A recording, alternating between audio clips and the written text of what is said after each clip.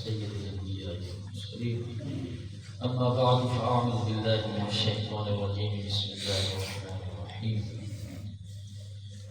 عزیزان محترم، کل سے ہماری گفتگو ماہ رمضان میں نبی کریم صلی اللہ تعالی علیہ وآلہ وسلم کے معمولات کے بارے میں چل رہی تھی.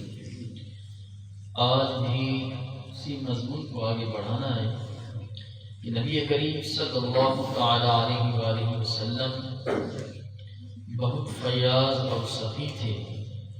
صحابہ کرام رضی اللہ تعالی عنہ کہتے ہیں کہ ہم نے ایسا کبھی نہیں دیکھا کہ آپ سے کسی نے کچھ مانگا ہو اور آپ نے انکار کیا ہو، بلکہ آپ تو سائل کی طلب سے بھی زیادہ عطا فرماتے تھے. حضرت انس رضی اللہ تعالی عنہ روایت کرتے ہیں کان النبی احسن الناس واجود الناس واشجع الناس. رسول اللہ صلی اللہ تعالی علیہ وآلہ وسلم سب سے زیادہ خوبصورت، سب سے زیادہ سخی اور سب سے زیادہ بہادر تھے. آپ سے بڑھ کر کوئی سخی پیدا نہیں ہوا. آپ کی زندگی میں کئی ایسے مواقع آئے کہ آپ کے پاس مال و دولت کے انبار لگ گئے، لیکن آپ نے فوراً لوگوں میں تقسیم فرما دیے. آپ کا فرمان عالی شان ہے انما انا قاسم واللہ یعطی. اللہ تبارک و تعالی دیتا ہے اور میں تقسیم کرتا ہوں. عزیزان محترم، رمضان المبارک کے مہینے میں آپ کی سخاوت اور صدقہ و خیرات میں باقی مہینوں کی نسبت بہت زیادہ کثرت ہو جاتی ہے. اللہ تبارک و تعالی نے آپ کو سخاوت کا دریا بنایا تھا جو رمضان المبارک میں ناپیدا کنار سمندر بن جاتا، جس کی موجوں کی کوئی انتہا نہ ہوتی. حضرت عبداللہ بن عباس رضی اللہ تعالی عنہ کہتے ہیں کہ نبی کریم صلی اللہ تعالی علیہ وآلہ وسلم خیر کے کاموں میں تمام انسانوں سے زیادہ سخی تھے.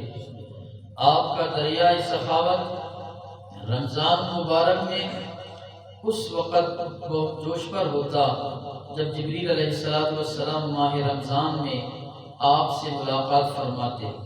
رسول اللہ صلی اللہ تعالی علیہ وآلہ وسلم ان کے سامنے قرآن مجید کی تلاوت کرتے اور وہ نبی کریم صلی اللہ تعالی علیہ وآلہ وسلم کو قرآن سناتے. حضرت عبداللہ بن عباس رضی اللہ تعالی عنہما نبی کریم صلی اللہ تعالی علیہ وآلہ وسلم کے فضل و احسان کا نقشہ یوں کھینچتے ہیں. کان رسول اللہ صلی اللہ علیہ وسلم اذا دخل شہر رمضان اطلق كل اسیر واعطى كل سائل. جب رمضان مبارک کا مہینہ آتا تو رسول اللہ صلی اللہ تعالی علیہ وآلہ وسلم ہر قیدی کو رہا کر دیتے اور ہر مانگنے والے کو عطا فرماتے.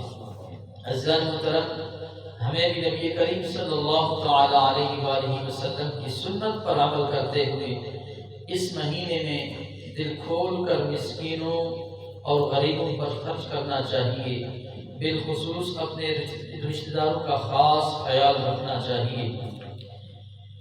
نبی کریم صلی اللہ تعالی علیہ وآلہ وسلم رمضان مبارک میں تسبیح و تحلیل اور دعائیں کثرت سے کرتے، کیونکہ آپ اس راز سے آشنا تھے کہ روزہ دار کی دعا رد نہیں ہوتی بلکہ مقبول ہوتی ہے.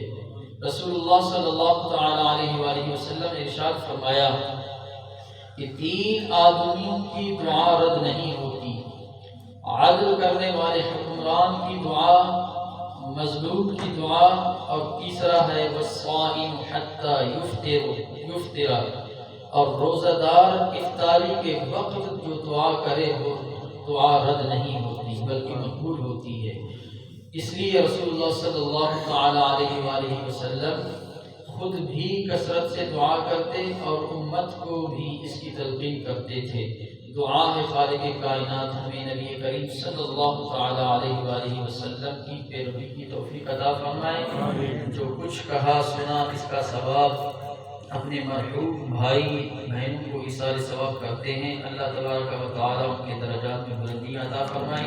آمین بجاہ نبی الامین صلی اللہ تعالی علیہ وآلہ وسلم۔